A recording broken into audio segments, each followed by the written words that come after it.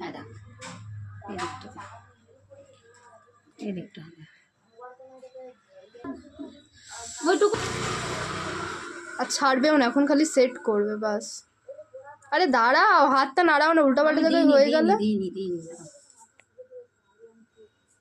আগেই তুমি আচ্ছা না ছাড়ো ঢুকেছে দাদা। হ্যাঁ কেন, তোমার কি লাগলো? না না লাগেনি, নার্ভাস হয়ে গেছে।